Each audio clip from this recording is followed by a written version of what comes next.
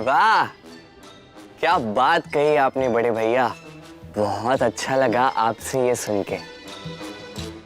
चलो ठीक है, प्रशंसा ना सही, मेरा एक संदेश राधा तक पहुंचा सकते हैं। कैसा संदेश? बस उससे जाके कह देना कि मैंने जो उससे बात की है, यदि वो समझने के लिए वो सज्ज नहीं है तो वो जो चाहे वो कर सकती। कौन सी बात? वो तो मेरे और राधा के मध्य की बात है ना। वो छोड़ दीजिए, आप बस जाके उससे इतना कह दीजिए, वो समझ जाएगी बात क्या है। ठीक है।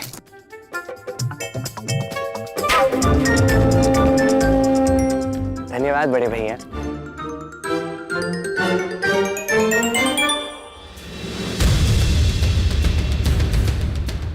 अब देखना कृष्ण, मैं क्या करता हूं। जो आप करने जा रहे हो वही तो मैं चाहता हूँ बड़े भैया। बोलो ना चंद्रावली, मुझे धन्यवाद क्यों बोल रही हो? नहीं नहीं, कुछ भी तो नहीं। राधा, अब हमें घर चलना चाहिए, थोड़ा विश्राम कर लूं। कृष्ण ने कहा था कि वो आएगा और बाद में मुझसे मिलेगा और हम साथ में खेलेंगे।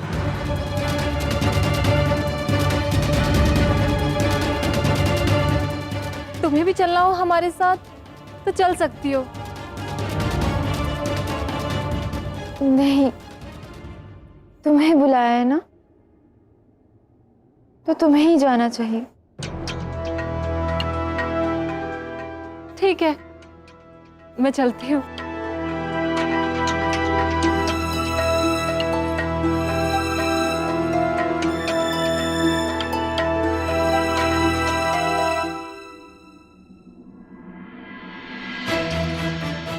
हे नारायण, ये कृष्ण मेरे साथ ऐसा व्यवहार क्यों कर रहा है? मुझे कुछ समझ में नहीं आ रहा है।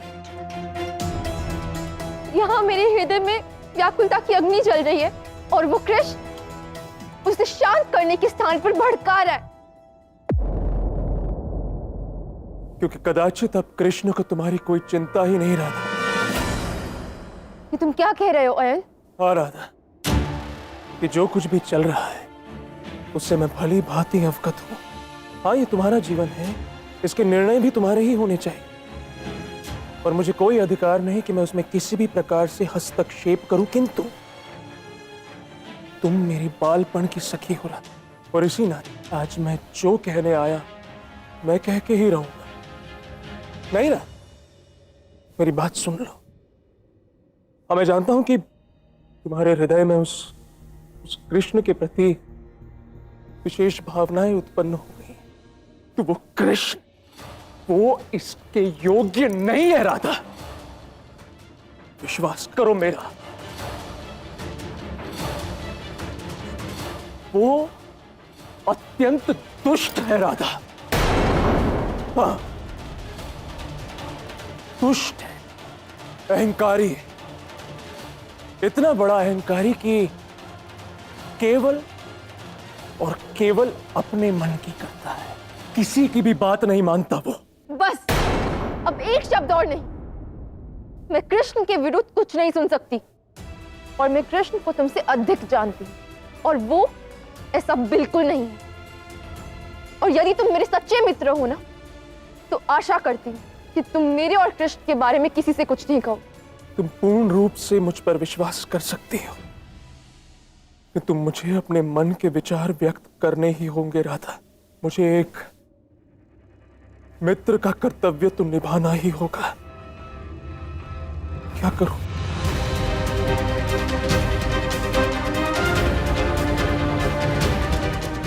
मैं तुम्हें बालपन से जानता हूं राधा, बहुत भोली हो, बहुत अबोध हो, किंतु क्या तुम्हें दिखाई नहीं दे रहा?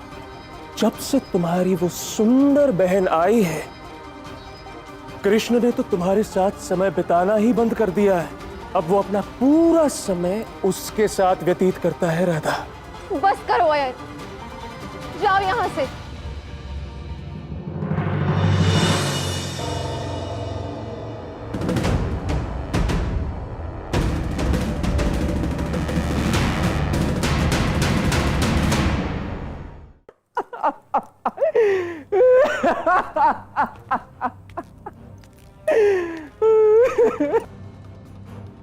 परंतु ये संभव कैसे है? कृष्ण, राधा और चंद्रावली, तीनों के मध्य त्रिकोण प्रेम ऐसे कैसे हो रहा है ना? सब कुछ हमारी योजना के अनुसार ही हो रहा है।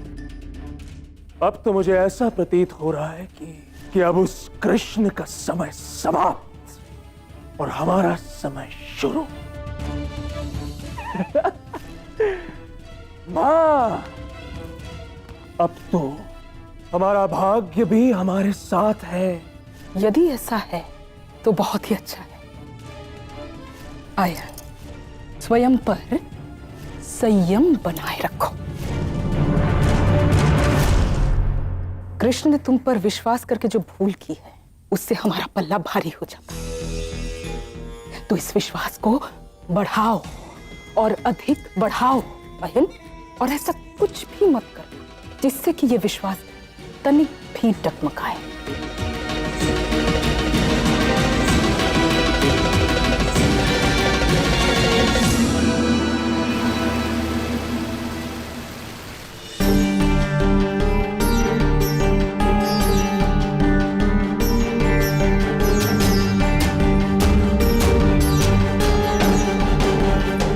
राधा, विशाखा, मुझे किसी से कोई बात नहीं करनी है। राधा, तुम्हें क्या लगता है कि मैं इतनी रात को क्यों आई हूँ? इस बार मैं तुझे कुछ बताने नहीं, अपितु कुछ दिखाने आई हूँ। क्या क्या दिखाना चाहती हो? चल, ले कहाँ जा रही हो? सत्य के पास।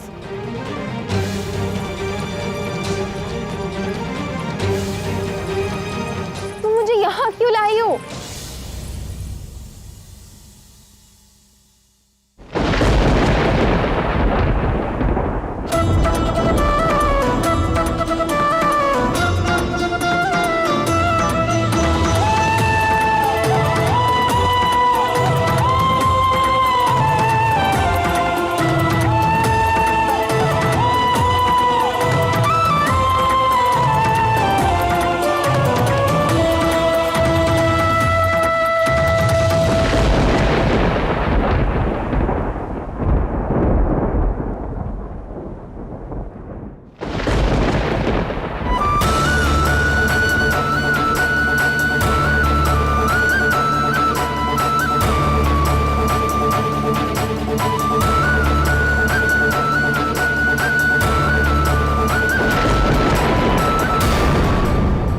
जब तक राधा नृत्य नहीं करेगी ये रास प्रारंभ नहीं होगा। मेरे बिना रास कैसे हो सकता है?